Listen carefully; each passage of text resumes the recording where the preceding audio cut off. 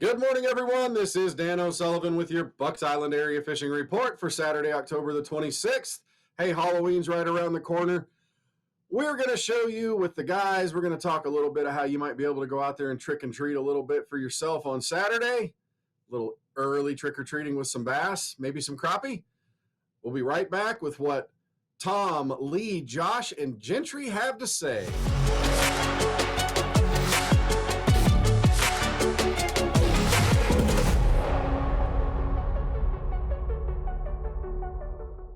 Hey, we're joined by Gentry Gordy.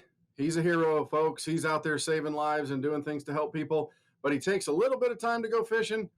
Gentry, let's talk about Lake Martin and let's talk about Jordan Lake. Let's start at Jordan. What you finding out right now? Jordan's it's still pretty tough. It's kind of like it was for me at Lay last week, man. They just they're pulling some water in the mornings, but it's just there's no rain. The water's clear. It's just high pressure days right now. It's just tough. I would say I think we're gonna get some cloud cover. I'd try the grass. The grass bite should pick up with a little bit of cloud cover. If not, man, it's just going to be running around, using your forward facing sonar or just beating the banks with a top water plug and a jig. There's no current in the lake at all right now. I mean, it's not running at all, or they have to run some in the afternoons. Yeah, they're running some in the afternoon, but there's just like that, that 10 to 1 o'clock. Oh man, just go home, get you a sandwich, and come back. It's better in the morning, better in the afternoon, but that 10 to 2 lull, man, it's terrible. A little bit of a nap, I guess, huh? Yeah, absolutely. All right. Lake Martin, I know the Bassmaster Open showed some pretty cool stuff. Everything that you said they were going to do, top water on seawalls, buzz baits, ploppers. Is that still what's going on? A little bit, but anytime they start dropping water, it pushes the fish off a little bit more. It just happened to be a little bit stable while they were there. But I talked to my dad and a buddy of mine that was able to go up there, and they actually caught some good fish on just a mid-sized running crankbait. Just throwing up around the docks. The water's falling; it's like they're holding off a little bit. And anytime you see a rock pile or a trash pile on the 360, just back off and throw a worm on it. What depth range did you say that was? Like a mid depth, like a DT8, DT10, something like that. So you're talking 8 to 12 feet of water? Yeah, pretty much. Absolutely. And I asked him about top water. He said, man, it was crazy. I never got a top water bite, never got a jerkbait bite. He said, but I could burn a crankbait. And he said, anytime I could hit something and stop it, they'd jump on it. Well, it sounds like, too, I bet you if the bait are moving around a little bit, the crappie might be going. Oh, yeah. I seen them. I seen them because I dropped them in and worms down on them at on the Coosa, and you can tell when the crappie are sitting over in trash piles because they don't really touch a worm. Yeah, they don't touch crankbaits either too often. No. All right, brother, we appreciate everything. Get back to what you're doing, and thanks for the time. We'll talk to you again next week. Hey, we're joined by Lee Pitts, going to talk a little bit of Neely Henry and Weiss Lake fishing.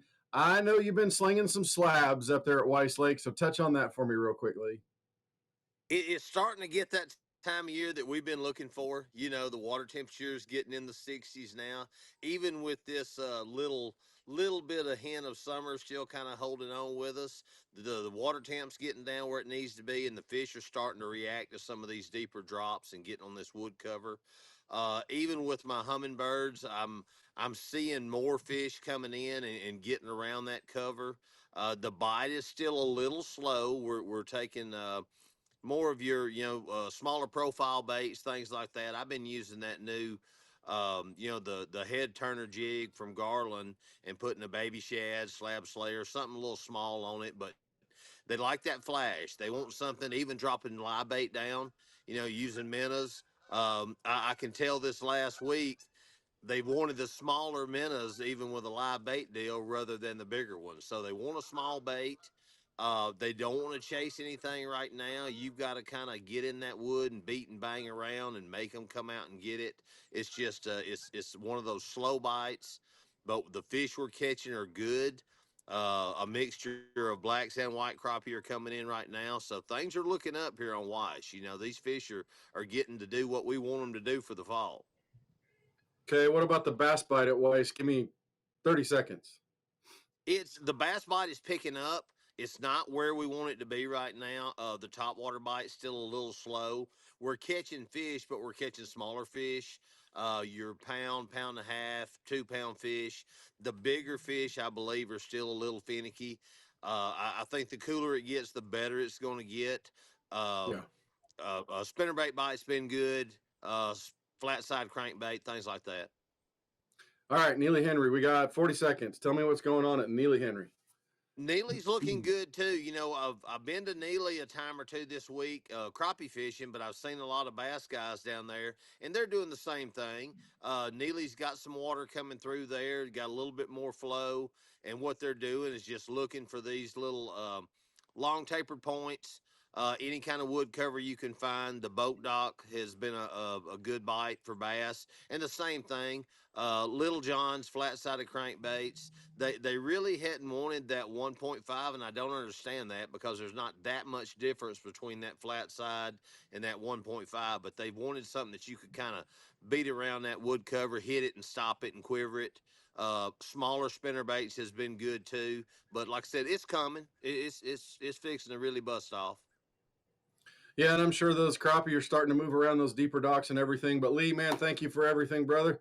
We'll talk to you again next week, my friend. Hey, we're connecting here with Josh Herron, going to talk a little bit of Lay Lake and Logan Martin. Hey, Josh, let's kind of wrap up the ABT championship a little bit. Turner and Lay, they won that thing 2 days. What, 36 pounds? Is that what it was? Yeah, Was it even that high? It went down exactly how it probably should have. Timbering, wandering. It was kind of what was meant to be. Kind of figured that's how it was going to go down. Largemouth was a crapshoot, as it tends to be on Lay, and brush and timber are way more consistent these days. Weights weren't giant. I mean, it was 30 some odd pounds. I didn't remember the exact weight, but it was 32, 33 pounds, somewhere around there, if I remember right. Is that what you would have expected out of Lay Lake this time of the year? Yeah, I mean, the past few years, this time of the year, I mean, dude, 15, 16 pounds a day is like it's a goal weight, and it's a pretty mediocre goal weight for that lake. But I mean, that's what it turns out. So, and it seems to take a better bite to get to 16 pounds is the crazy part. It's really hard to catch that three and a quarter, 3.5 pound average. It seems like it takes a 4 or 5 pounder to get you to 16. Yeah, and this time of the year with that weird transition we're having with the weather, no rain, heat, a little bit hotter than normal, cold night still, things are just weird. The fish are just kind of bipolar. Yeah, What are you seeing out of Logan Martin? about the same, man. You got fish busted up in every direction right now. You still got a ton of fish on bait right now, and when I say on bait, they can be on bait in 35 feet of water in the middle of the river channel, or they can be on bait in 2.5 feet of water 8 miles up a creek. So it's really weird right now. But like you said, it's due to the lack of water, lack of rain. We're getting cold nights, but we're still getting really hot days.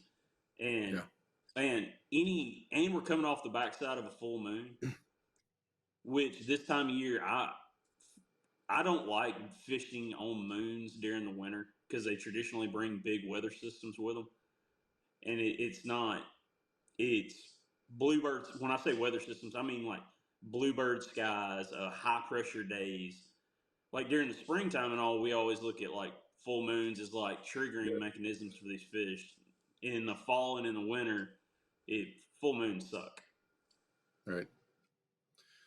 Well, Josh, brother, we appreciate everything.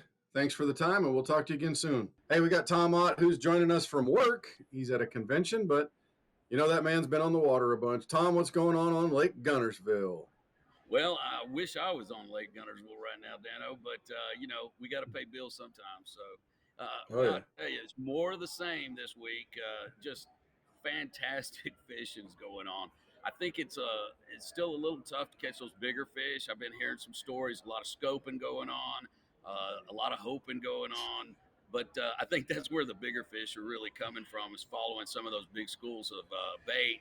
But I will tell you this: we've really seen an influx of these. With this colder weather, the shad are just really active. So you got big waves moving in throughout the day into the shallower waters. I think the best way to catch a lot of fish is that A rig is just killing them right now. You can still catch a lot of fish on the chatterbait, but an A rig and a spinner bait, especially later in the day, is really catching a lot of fish.